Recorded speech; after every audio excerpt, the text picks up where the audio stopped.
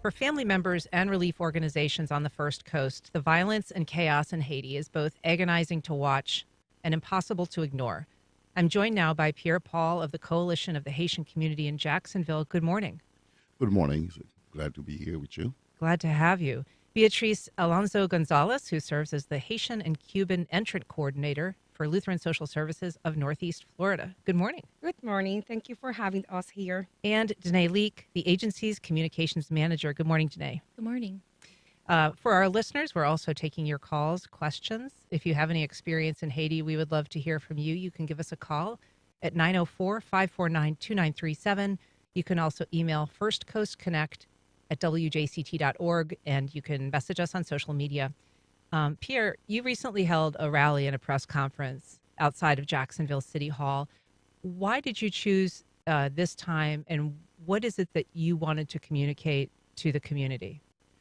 After it's been a long time, Haiti been going through a lot of situation, and we have the Community International and been in Haiti trying to help, but unfortunately, it's a lot of failure as well. And we see for so long and a beautiful country like Haiti and good people, and we say that enough is enough. So we have to stand. All Haitians around the world have to stand and see if we can put our voice together and see if that can change the situation. And also, we kind of stand before the decision of our Governor DeSantis when it's come to stop Haitian from coming to Florida and just to save their life by the situation that's going on, especially in Port-au-Prince. And so your goal is to draw attention to the issue. You talk about the failure of the international community for a long time when it comes to Haiti, and very mixed results in some cases where there has been involvement. Is there anything that you think specifically would be helpful right now, and who, if out of the international community, should be leading that effort? We have, for example, many organizations leading by UN went to Haiti, and where we have so a lot of things, instead of getting better, got worse. And also we have those agents or those people that they sent to Haiti, and they violate a lot of law and in Haiti, and a lot of code as far as, for example, we have a sexual scandal, and we have especially the situation of the cholera that killed about, for in interval of 6 years, killed about 10,000 Haitian, and then brought by, I think, is it the UN, part of the UN peacekeeper? Yeah, that was the peacekeeping agency, that arm of the UN that's brought and spread cholera. It's called cholera, exactly, which I don't really remember the name of that organization. And also the Community International, especially United States, Canada, and France, instead of helping the Haitian to help Haitian lead themselves, come with a solution and support Haitian themselves to lead themselves, they instead influence the political system in Haiti. Mm-hmm. And try to kind of direct as opposed to allowing Haiti to... Exactly. And that's been going for so long, over and over again, decades, where they set their own government and they set their own president in power. And so all these things contribute to where we are today. Mm-hmm. Beatrice, there are... the work that you do, you are helping people who are coming from Cuba and Haiti, Correct. Who have needs. Some of them are, just migrants. Some of them are refugees. Not necessarily. At least with this program, we only see entrance statuses or people who comes through the humanitarian parole, Okay. not refugee status. That's another way to come into the country more with the government approved, and then they come here with a refugee status. Saying this is very hard to get a refugee status for Cubans and Haitians. It's very difficult. It's very difficult, yes. It must be something big in order to be approved by the government previously to come into this country. So the people that you're helping that are coming from Haiti explain how they're arriving here and what their path was. Okay, they have at the moment, they have two ways. The most common one that has been using for years is coming through the border. So everything I'm going to say is based on what I see with my clients about their stories, everything that they expressed in our offices. For example, if they are in Haiti, they either can go to Dominican Republic, stay in there, or maybe go to Puerto Rico in a boat. Or they can go to the Bahamas, or they can get a ticket to Brazil, either Brazil or Nicaragua, and start the journey. If Brazil is the country that they are able to fly the first time, they might walk a little bit to, let's say, the most common one is Chile. In Chile, they stay there for a while, they make money, and then they continue the journey in order to come into this country. So it's a long journey for them.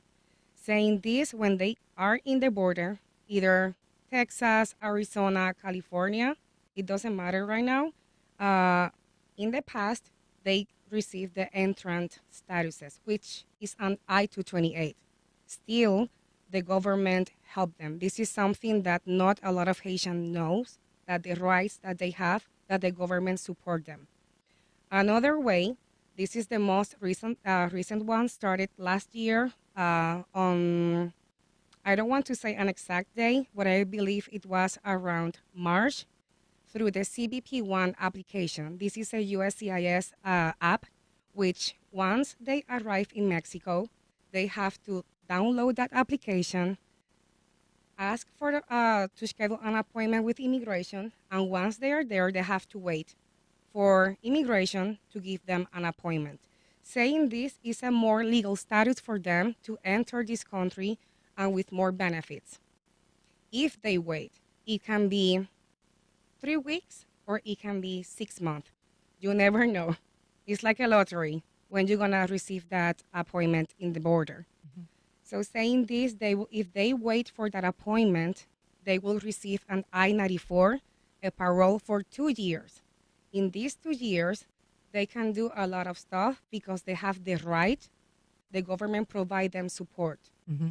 So they can apply for work authorization with the parole. They can get it fast if they pay for it, which is $410.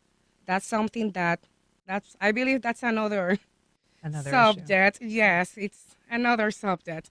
Yes, they have to pay for that, and they can get the work authorization faster. I want to take a couple calls here. We've got Susan from Fruit Cove. Good morning, Susan. Go ahead. Good morning. Thank you so much for taking my call.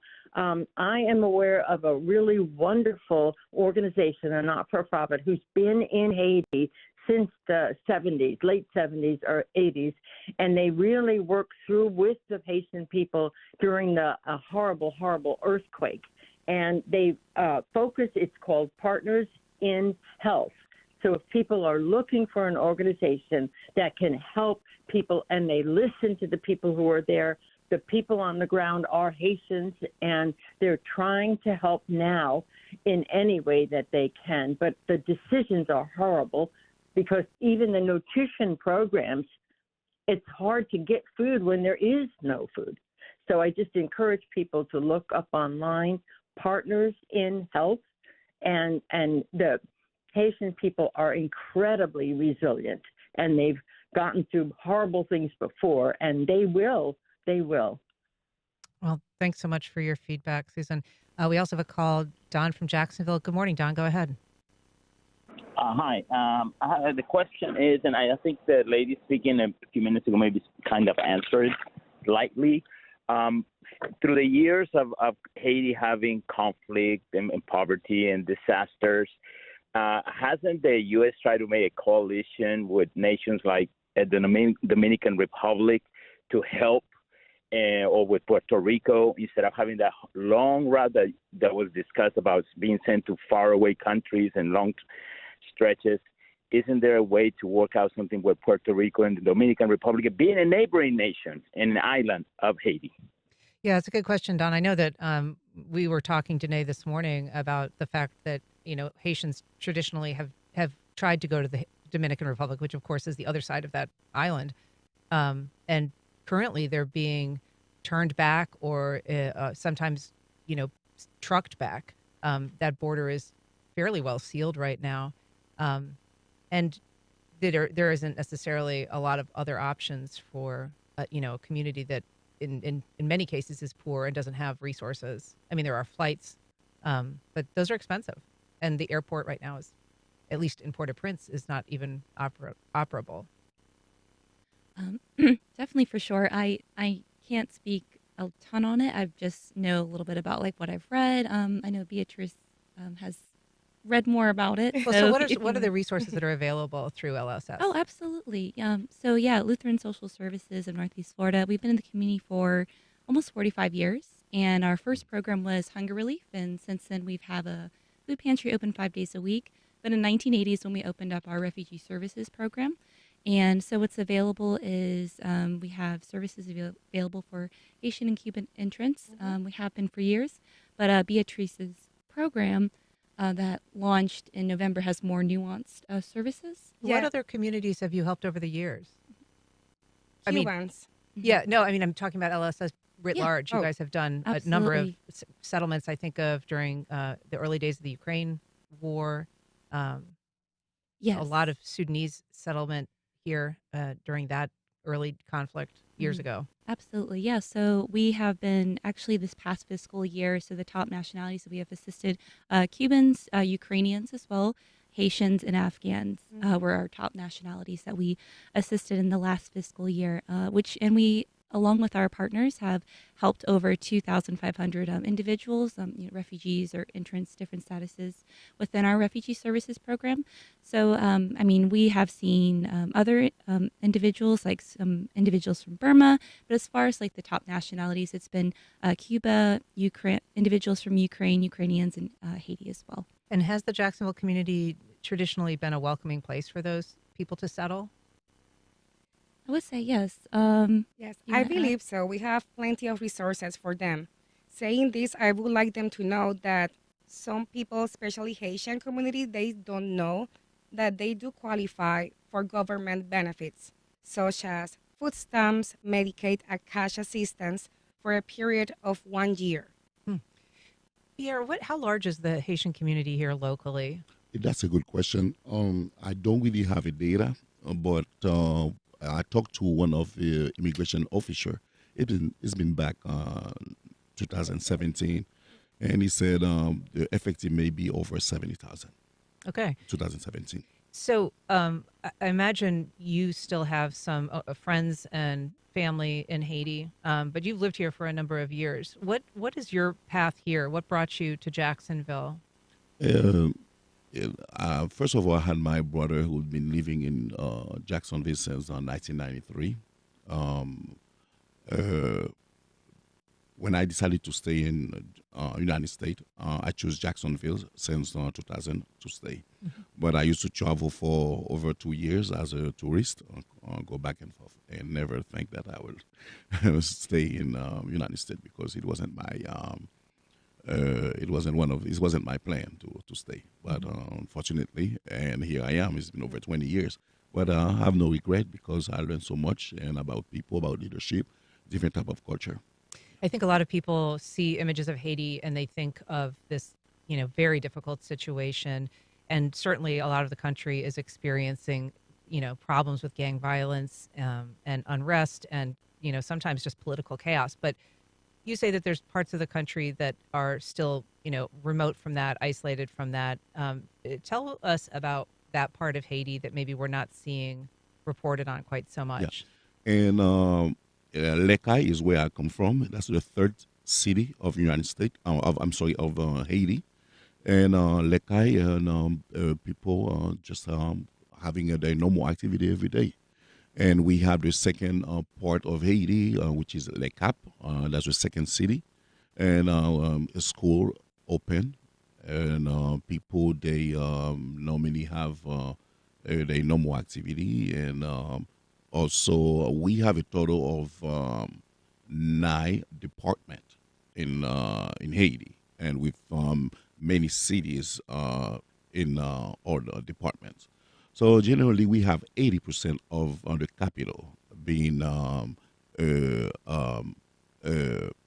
occupied by gang or 80% of the capital. 80% of the capital, and we have also a few cities neighboring, close to the capital, also being controlled by gang.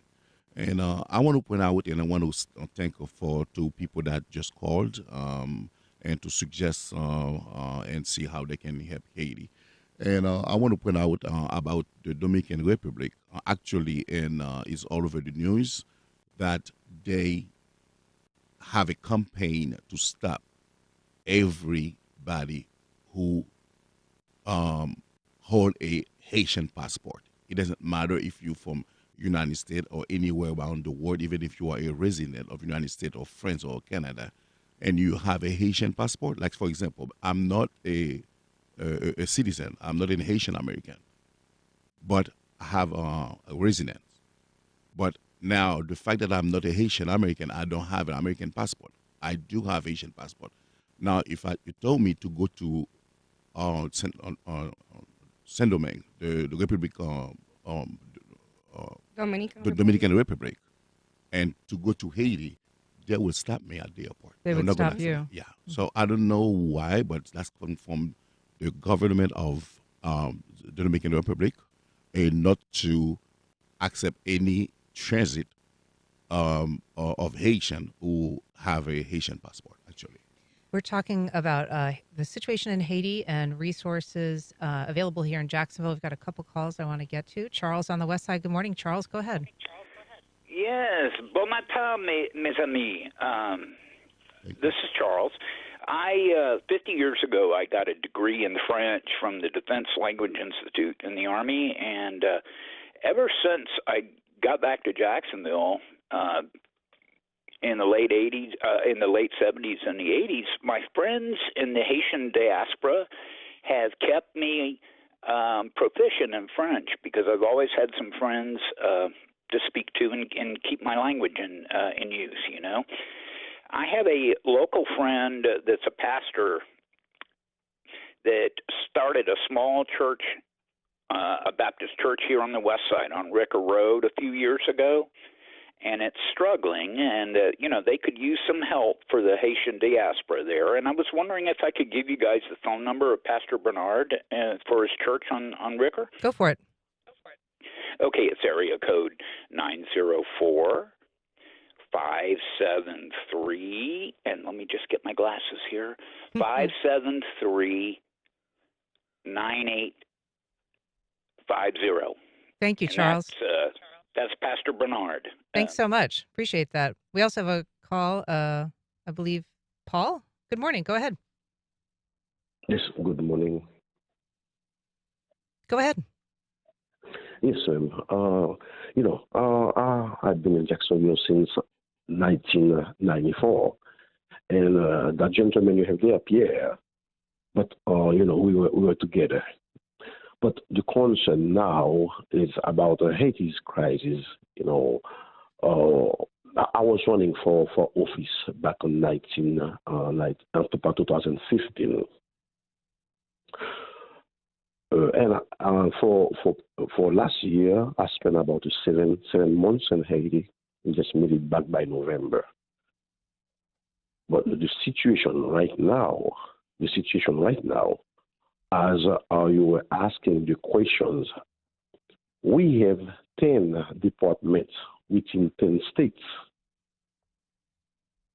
and only Port-au-Prince, because we are from the south, was about 98 miles away from the capital.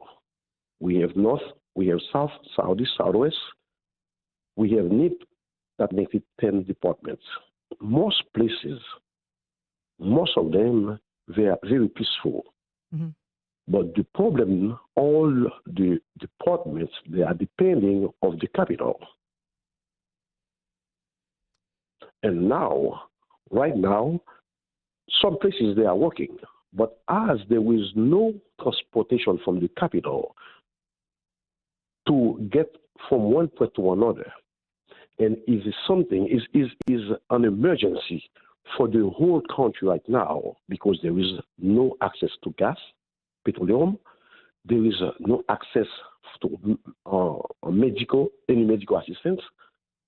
The gang members, because most of the time the capital is the one feeding the other departments.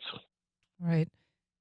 Thank you, Paul. I appreciate that. I mean, it sounds like what you were saying, Pierre, that there is, this crisis in the capital is in some ways, it's happening at the capital, but it has these impacts radiating out people who are fleeing the capital, first of all, to these other cities. That's exactly. And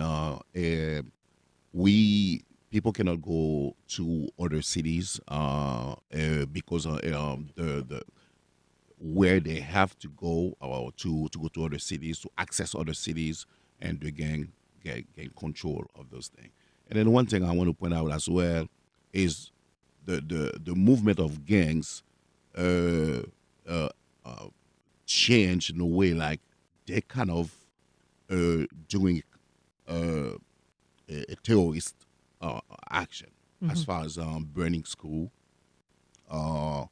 burning pharmacies, and that just across one of the biggest hospital in Haiti.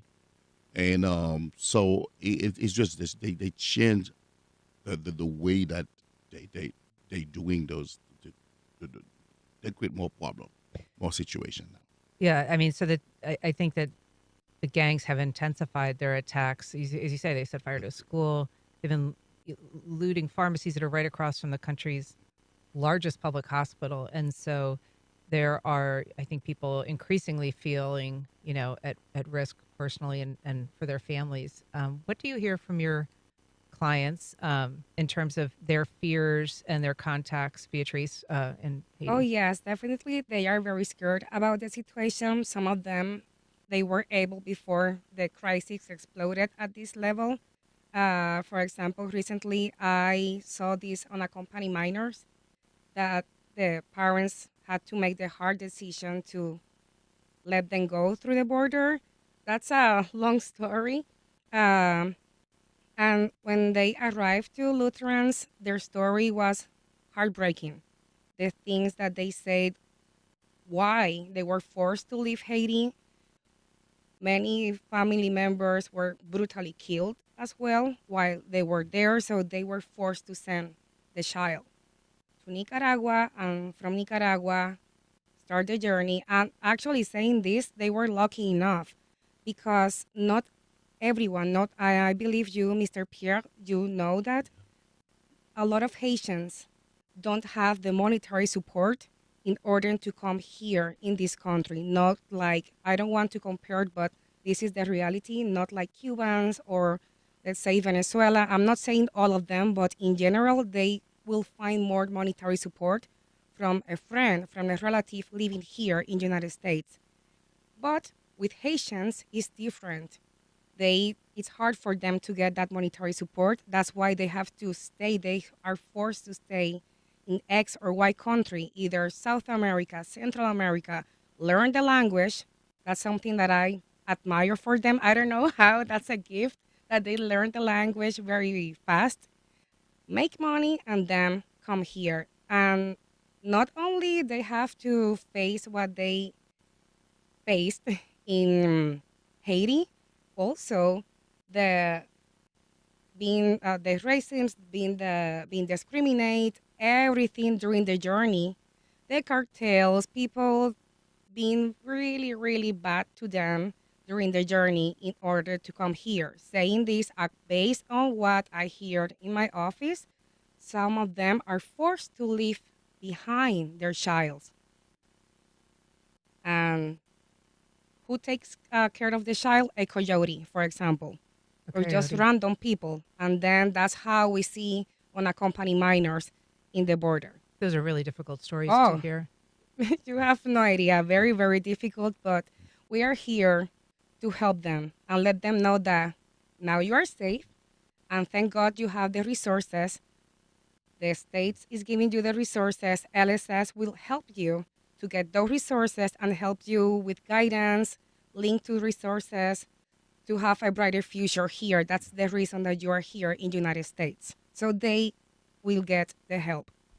And what do you want people in the Jacksonville community to know who maybe are not directly involved with the community of, people who've settled here, who may not have those direct connections, about the stories that you're hearing or what they should do? Actually, we have an idea recently, Danae and I, we were talking about, because these people need to be heard, definitely. And something that we were talking about that maybe we can make like short videos about the client stories. If the client wants to do it and feels safe to do it, they are more than welcome to do the video, tell their story, and see how someone can support this person, this family. Kind of sponsor an individual. Exactly. Yes, especially Cubans and Haitians.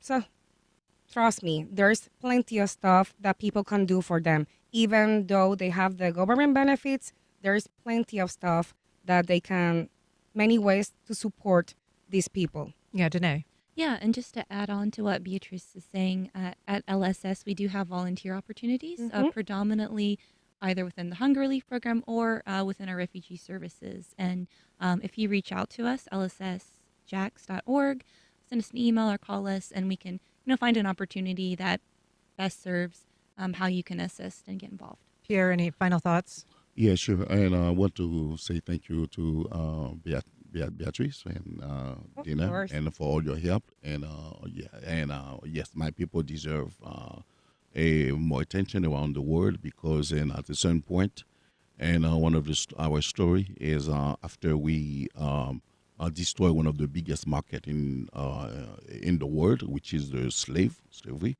And we don't sit down in our country to enjoy our freedom. We go around the world to help other people to destroy the slavery that were going on around the world. And we have so many countries. So with our money, with boats, with people that we send. Today is the time for us that we need help, and we need the international community to come with us and help us continue to with effort to build this country. And actually we have people, as we're talking, dying, so it's a time for change for these people, these wonderful people. Well, Pierre Paul, Danae Leak, Beatrice Alonso Gonzalez, thank you so much for being here today and talking about this issue. We really appreciate it. Thank you so much. Thank you so much. Thank you.